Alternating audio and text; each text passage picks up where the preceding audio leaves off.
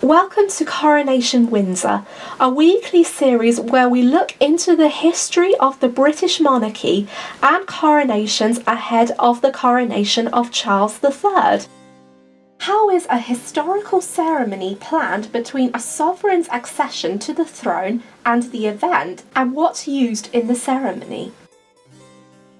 Coronations have been a ceremonial occasion involving crowning a new sovereign where he or she makes an oath to govern the people of a country and or Commonwealth countries according to respective laws and customs of the law and ancient usage of the realm.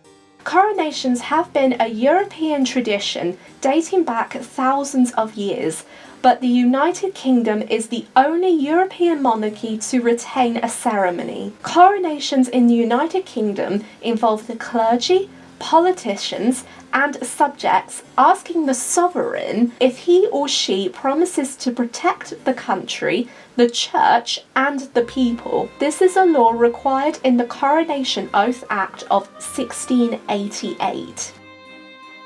But why is Westminster Abbey has been the main centre of royal coronations? It all had something to do with William the Conqueror, who chose to have his coronation there, claiming to be the lawful successor of Edward the Confessor. And because Edward's buried at the high altar, it was thought that crowning a new sovereign proves that the sovereign was the rightful ruler of the British throne.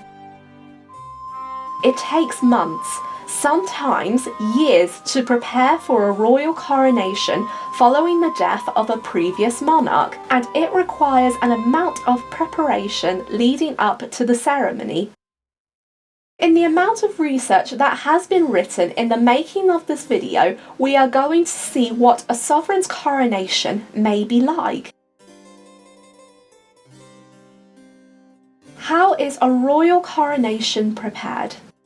A royal coronation is planned months before the accession of a sovereign, but the arrangements are different. Some are arranged last minute, others change, and others are planned for years before a new monarch ascends to the throne. By tradition, the Duke of Norfolk is in charge of organising the coronation, and with him as an Earl Marshal, a member of the Norfolk Herald of Arms Extraordinary, and an officer of arms in England. As a member of an officer at arms, the Duke of Norfolk arranges a committee of privy councillors who will arrange the coronation ceremony. This goes back as far as medieval times, where appointed a sovereign or state was the chosen man who would have the task of arranging and participating in ceremonies of state. They may have to appoint pursuivants or heralds to establish a noble household.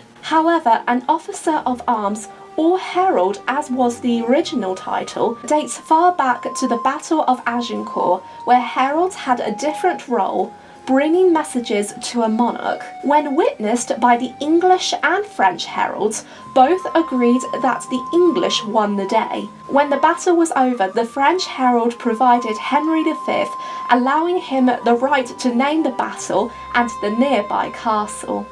In 1484, a royal cooperation for the heralds was founded by Richard III. This would become known as the College of Arms. Not long before, Richard had appointed Sir John Howard, who would become the first Duke of Norfolk and Earl Marshal of England, making him the first member of the Howard family to gain both positions. While there are different ranks for the College of Arms, the highest rank is the Herald of the Extraordinary. It's bestowed upon a senior household in recognition for his service to the College of Arms. However, these are temporary appointments for the Herald of Ordinary appointed by a sovereign for their coronation. Another person who's involved is the Archbishop of Canterbury. Since 1066, all who have been appointed Archbishop of Canterbury conducts the service. Although coronations are occasions for pageantry and celebration, people have to be mindful since a coronation service is a solemn religious ceremony. It is a ceremony involving not beginning of a reign, but an occasion where a monarch takes a solemn oath to govern the people of the United Kingdom and the Commonwealth realms. However, there have been occasions when different archbishops have crowned queen consorts. An example of this was Edward VII's coronation in 1902, when the Archbishop of York crowned Alexandra of Denmark. The last people who are involved in the coronation ceremony are the Dean and Chapter. While the four people are arranging the coronation, people may wonder where they would find the resources. In 1382, a manuscript was published in preparation for the coronation of Anne of Bohemia, the Queen Consort of Richard II. This was called the Libere Regalius, or the Royal Book. The Libera Regalius had been written as an instruction book to help people organise and run a coronation ceremony for a new monarch and/or a new consort. The book is used as a running order, though details have been changed in the following years. What happens during a coronation ceremony? With all this planning, what happens on the coronation day itself? It's no easy task, as everything has to be strictly run like clockwork, but it also depends on the timing of the ceremony. Some have lasted a day. Queen Victoria's coronation lasted for 5 hours, while Queen Elizabeth II lasted for 3 hours. Because it is also a religious ceremony, coronation services take place during Holy Communion. While guests include other members from foreign royal families, the Prime Minister, MPs and charity patrons, we will only be looking at the coronation procession and ceremony through the eyes of a British monarchy. All the events will be based on the coronation of Queen Elizabeth II, and resources from the Libera Regalius and website pages from the UK government, royal family and Westminster Abbey. The coronation procession will begin at Buckingham Palace, where a monarch will begin their journey to Westminster Abbey in the Gold State Coach. The Gold State Coach was commissioned in 1760 by the first Marquess of Hastings. In today's money, the enclosed 8-horse drawn carriage would have cost £3.54 million. Because of its age, weight and lack of manoeuvrability, the coach is only limited for state occasions, including coronations.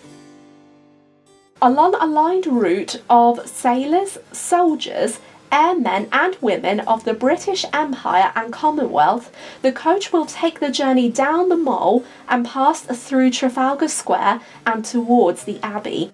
Upon arrival, the monarch would enter the Abbey. He or she would enter in a suit or dress, but on top they would wear the crimson surcoat and robe of state. These are a recognisable part of the coronation attire. For those who aren't sure what they mean, the surcoat is a short velvet cloak with a high collar embroidered with gold. The robe of state is a long mantle that is worn on top of the surcoat. The robe of state, or the Parliament robe as it's known, is made of red velvet, gold embroidery, regal ermine and gold lace that came from Canada. The length of the robe of state again differs, but in her coronation, Queen Elizabeth's robe of state was 14 feet long. The sovereign arrives at the west end of Westminster Abbey and descends through the nave and choir to the theatre. While making their way, the choir sings verses of Psalm 122. This is a tradition dating back to the coronation of Charles I in 1626. When the monarch is seated before the Archbishop of Canterbury prepares the sovereign to the people, and in response, people in the abbey cheer with "God save the King" or "God save the Queen." After the presentation of the sovereign receives recognition where he or she is acknowledged as the new monarch of the United Kingdom and the Commonwealth realms. Then, the sovereign takes the coronation oath, with the Archbishop of Canterbury asking them if they are willing to govern faithfully with justice and mercy, uphold the gospel, and maintain the doctrine and worship of the Church of England. When the sovereign says, "All this I promise to do," the sword of state is carried to the altar, and before witnesses, he or she lays their right hand upon the Holy Gospel in the Great Bible, saying, "The things which I have here before promised, I will perform and keep, so help me God." They then kiss the book and sign the oath. The coronation services proceed with the choir singing an ancient traditional hymn called Versi Creator Spiritualis, or "Come, Creator Spirit." Then the sovereign's crimson robe is removed and is seated in the coronation chair. When the choir then sings the famous anthem Zadok the Priest, 4 Knights of the Garter hold a canopy over the chair, and this is where, hidden from public view, the Archbishop anoints the sovereign with holy oil on his or her hands, the breast and head. The sovereign is dressed in robes of cloth of gold upon his or her return to the coronation chair. He or she is invested with the regalia, or emblems, including the orb and sceptre. Then, excluding the sceptre and the rod with the dove, the regalias are returned to the altar. While holding them in both hands, the Dean of Westminster hands the Archbishop of Canterbury St. Edward's crown before he places the crown on the sovereign's head. The newly crowned sovereign leaves the coronation chair and moves to a newly designed throne in the main part of the theatre between the sacralum and the choir.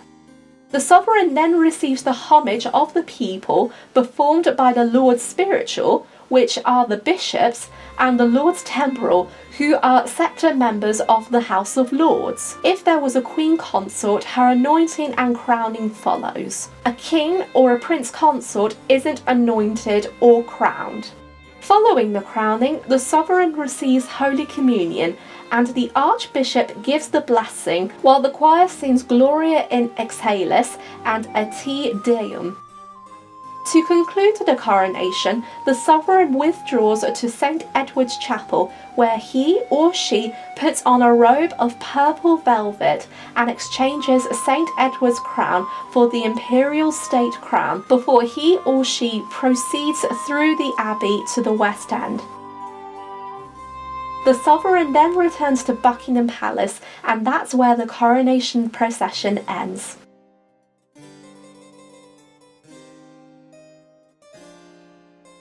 If you were a king or a queen, what would you have at your coronation ceremony? Share your thoughts in the comments. In tomorrow's video, we are going to be looking into Westminster Abbey and talk about the history of the Abbey and its connection to royal coronations.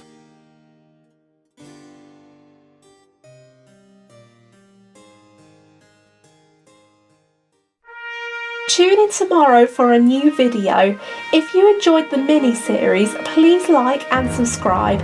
Thank you so much for your support, and until then, God save the King.